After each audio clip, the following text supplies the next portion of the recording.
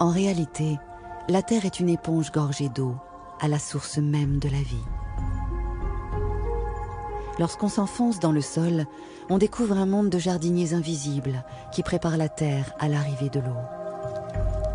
En passant et repassant à l'intérieur d'imperceptibles galeries, ces micro-arthropodes, dont la taille ne dépasse pas le 10e de millimètre, organisent une capillarité extrêmement fine qui va faciliter l'infiltration de l'eau dans le sol.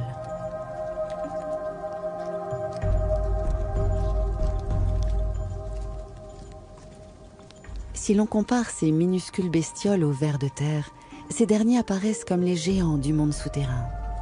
Ils perforent littéralement le sol de leur galerie, permettent à l'eau de gagner les profondeurs et tiennent la terre à l'abri du dessèchement.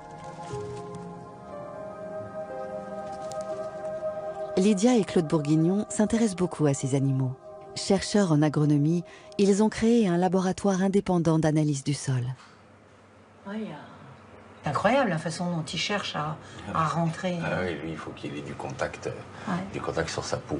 Ouais. Les vers de terre vont laisser beaucoup de mucus dans leur galerie, donc ces mucus vont faciliter la circulation de l'eau le long des galeries du ver de terre. C'est pour ça que quand il y a des sols qui sont riches en vers de terre, l'eau elle pénètre très facilement à l'intérieur parce que le mucus permet de mouiller et permet donc à l'eau de bien percoler à l'intérieur du sol et d'aller nourrir les racines et de permettre aux plantes de s'enraciner profondément.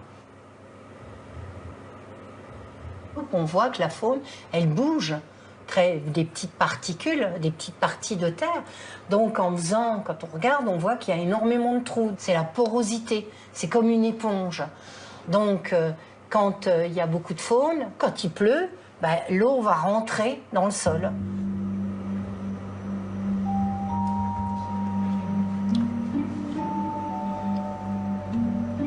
Et les racines, elles aussi, elles travaillent pour la porosité. Quand elles arrivent au contact de la roche, s'il y a une fissure, la racine, comme elle est grosse au départ comme un cheveu, c'est très très petit, elle va rentrer dans la fissure et grâce à ses acides, elle va décomposer, dissoudre la fissure. Ça va lui permettre d'élargir et elle va pouvoir grossir et en grossissant, elle va éclater le caillou et en éclatant le caillou, elle pourra descendre encore un peu plus profond.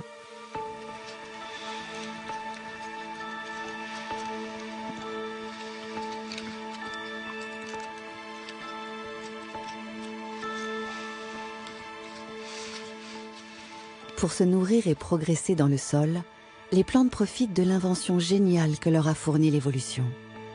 Ce sont des poils absorbants, fixés sur leurs racines, capables d'aspirer un liquide, mais aussi de communiquer avec leur environnement. La racine est capable d'allonger, mais de façon importante, ces poils absorbants, pour pouvoir se nourrir, pour pouvoir toujours être au contact de la terre, pour pouvoir se nourrir.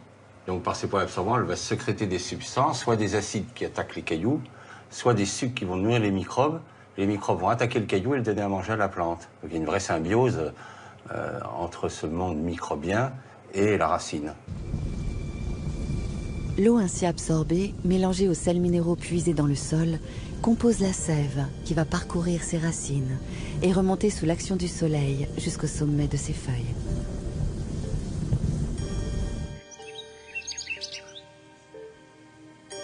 Les arbres ne disposent pas, quant à eux, de racines dotées de poils absorbants pour puiser l'eau dans le sol. Cela pourrait être un problème, car lorsqu'elles s'enfoncent dans les profondeurs de la terre, leur croissance nécessite d'énormes quantités d'eau. Mais si elles n'ont pas de poils absorbants, elles ont trouvé dans le sol un partenaire avec lequel elles ont inventé un système plus sophistiqué encore. Les racines des arbres s'associent avec un champignon minuscule, la mycorhize. La racine de l'arbre fournit au champignon le gîte et le couvert, en échange de quoi le champignon prospecte l'eau dans le sol. Le champignon, invisible à l'œil nu, va même jusqu'à créer un formidable réseau qui traque sans relâche la plus infime gouttelette d'eau. Lorsqu'elle rencontre une roche aussi dure que du granit, la mycorhize offre à la racine une pression décuplée, suffisamment puissante pour aspirer l'eau à travers le rocher. Et l'enjeu est de taille pour l'arbre. On le voit sur cette falaise qui suinte en plein été. D'énormes quantités d'eau sont emprisonnées dans la roche.